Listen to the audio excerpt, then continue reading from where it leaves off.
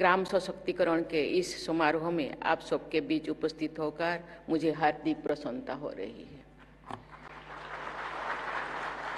मैं पंचायत पुरस्कारों के सभी विजेताओं को हार्दिक बधाई एवं शुभकामनाएं देती हूं। ओडिशा और त्रिपुरा को सर्वाधिक 7 पुरस्कार प्राप्त करने के लिए विशेष बधाई देती हूं। आप सबके समर्पण और प्रयासों के बल पर आपकी पंचायतों को ये सम्मान प्राप्त हुआ है। मुझे विश्वास है कि ये सम्मान आपको और भी बेहतर कार्य करने के लिए प्रोत्साहित करेगा। साथ ही आपके उल्लेखनीय कार्य से प्रेरणा लेकर अन्य ग्राम पंचायत भी ग्राम विकास की दिशा में सार्थक प्रयास करेंगी। देवियों और स्वजनों, लोकतांत्रिक व्यवस्था में चुनाव का बहुत महत्व होता है। ये प्रक्रिया जनप्रतिनिधियों को लोगों के प्रति जिम्मेदारी बनाती है। पंचायत एक चुनाव समय पर हो, निष्पक्ष हो, ये अत्यंत महत्वपूर्ण है। कई बार चुनाव के दौरान और उसके बाद भी चुनाव हिंसा की खबरें आती रहती है। ये दुर्भाग्यपूर्ण है। चुनाव प्रक्रिया हमेशा सौहार्दपूर्ण वातावरण में संपन्न होने चाहिए।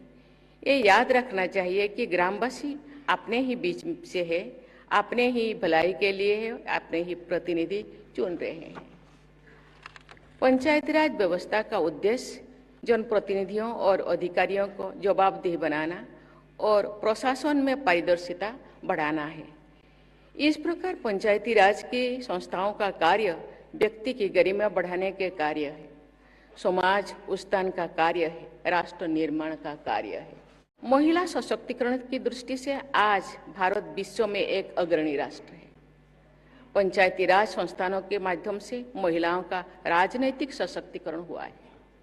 देश में लगभग 2,80,000 ग्रामीण निकाय में लगभग 32 लाख निर्वाचित प्रतिनिधि हैं, जिनसे 40% महिलाएं हैं।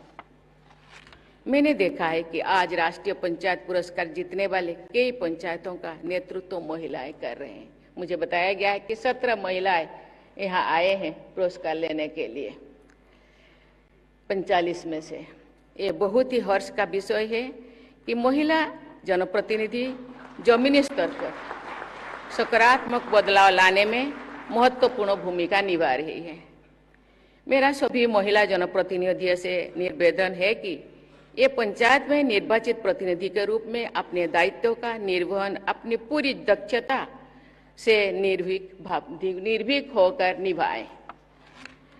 कुछ स्थानों पर महिला पंचायती प्रतिनिधियों के स्थान पर उनके परिवार के अन्य सदस्यों द्वारा पंचायत में कार्य करने की प्रवृत्ति अभी भी दिखाई देती है। आप ऐसी प्रथा का उन्मूलन करने में अपनी अग्रणी भूमिका निभाएं और स्वयं को स्वतंत्र नेतृत्वकर्ता के रूप में स्थापित करें। अंत में देश भर के सभी निर्वाचित प्रतिनिधियों में से मैं कहना चाहूंगी, गांव में अधिकांश विवाद ऐसे होते हैं जो स्थानीय स्तर पर सुलझा जा सकता है, लेकिन फिर भी लोग कोर्ट कचहरी जाते हैं। इससे न केवल उनका धन और समय नष्ट होता है, बल्कि कोर्ट और प्रशासन पर अनावश्यक दबाव बढ़ता है। मेरी आपसे अपेक्षा है आप ग्रामवासियों के आपसी झगड़ों का पंचायत के स्तर पर ही समाधान करें। आपके पास इसके लिए अधिकार भी है और ये आपका कर्तव्य भी है।